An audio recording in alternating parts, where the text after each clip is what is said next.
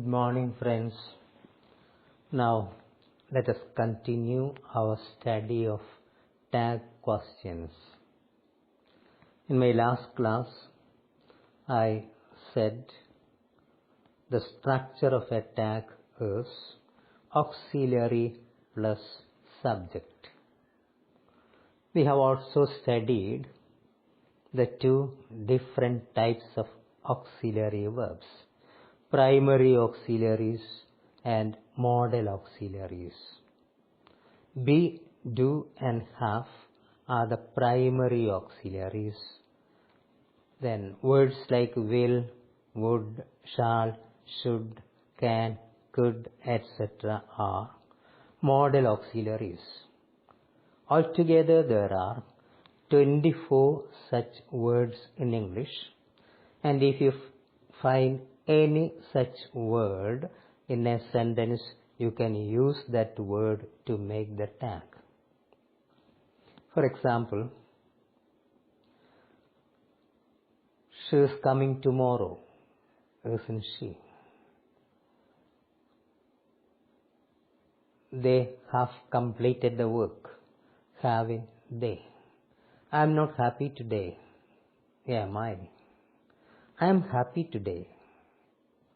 Here the tag is aren't-I, A-R-E-N apostrophe T, pronounced aunt, aren't-I.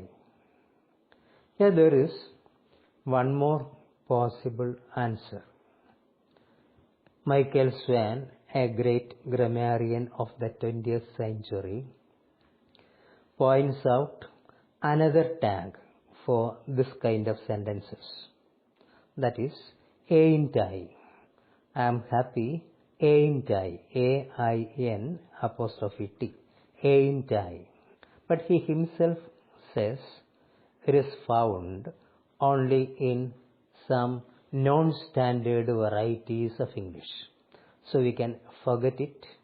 We can study aren't I. I am happy, aren't I? Now, he will come tomorrow. What's the tag?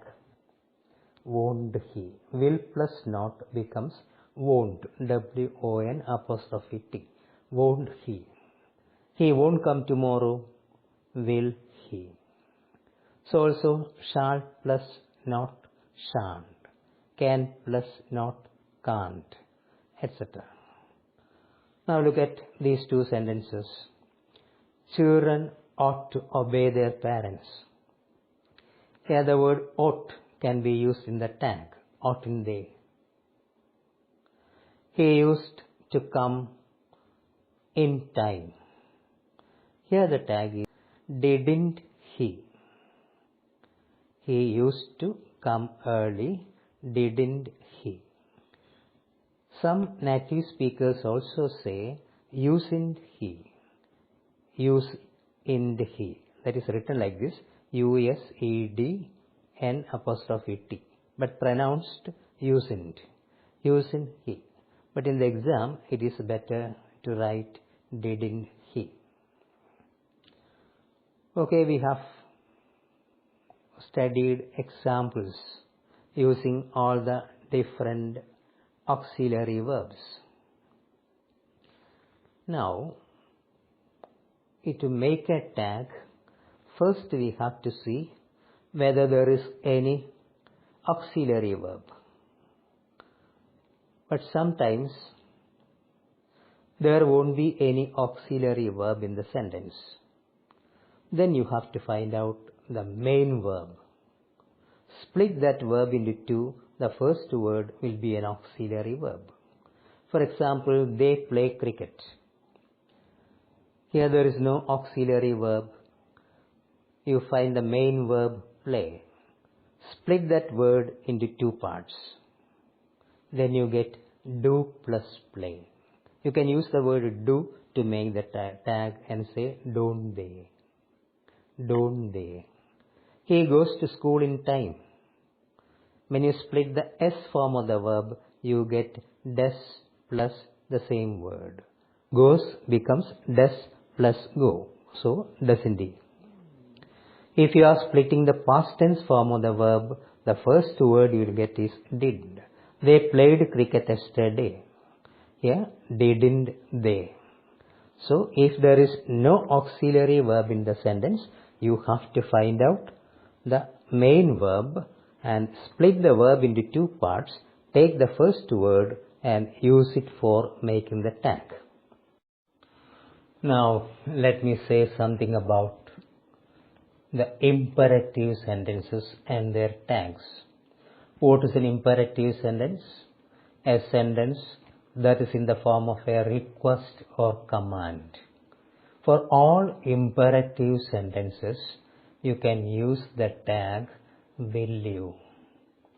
If it is negative imperative, you can use only will you. But if it is not negative, you can use won't you also.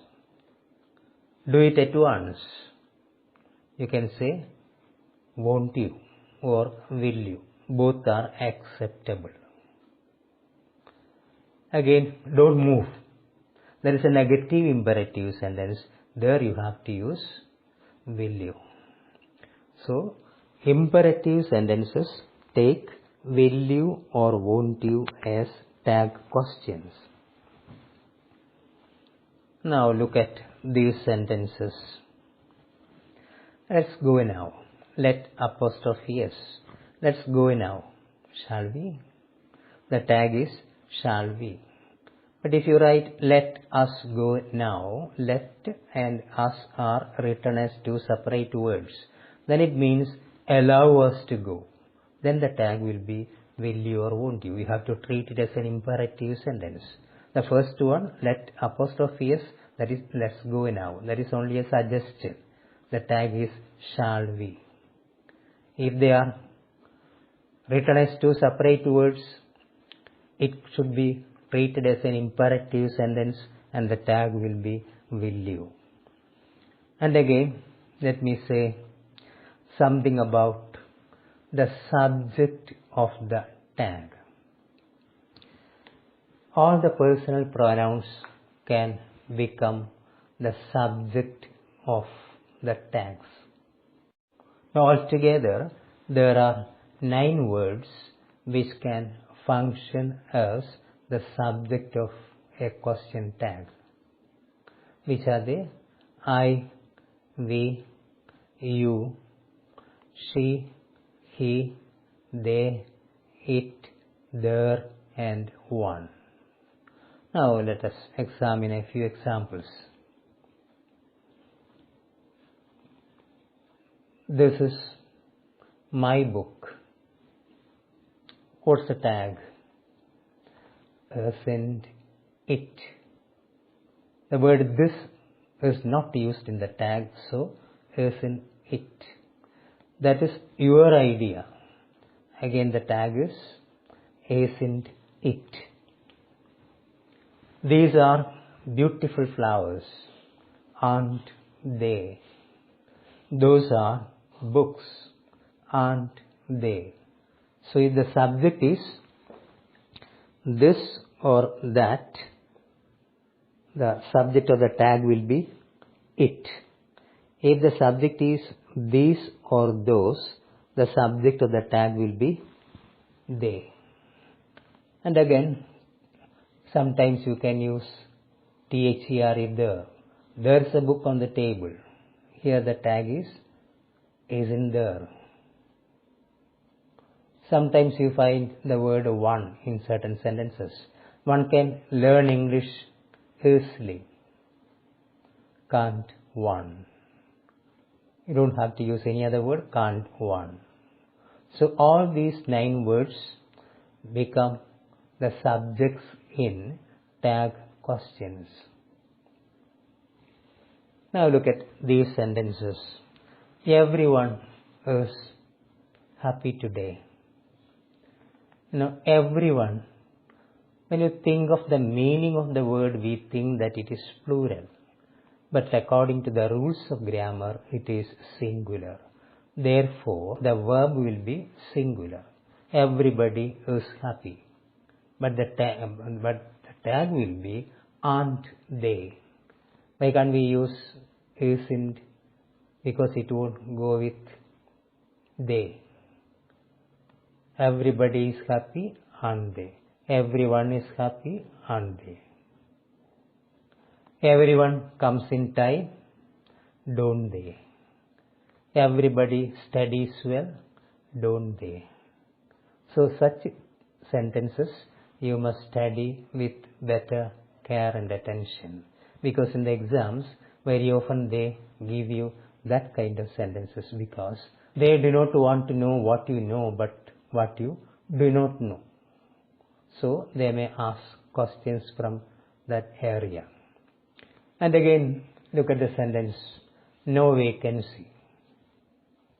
Here we have some problems. Here there is no verb, here there is no subject. For making the tag, we need the verb and the subject.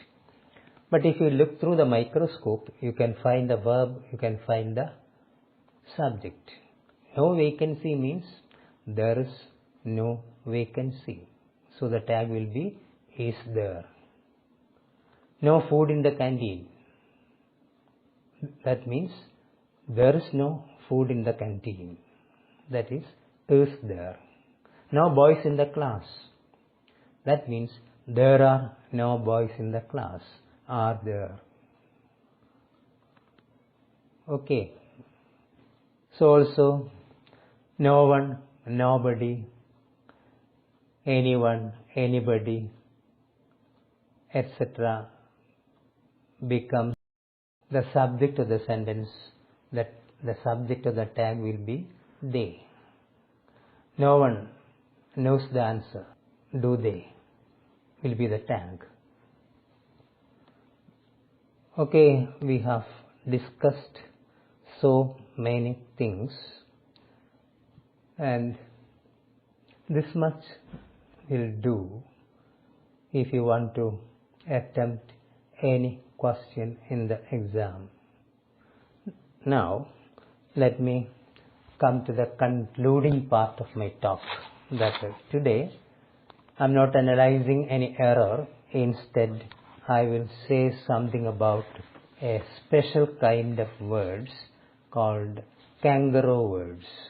Kangaroo, Kangaroo. Kangaroo is an animal found in Australia. What is particular about this animal?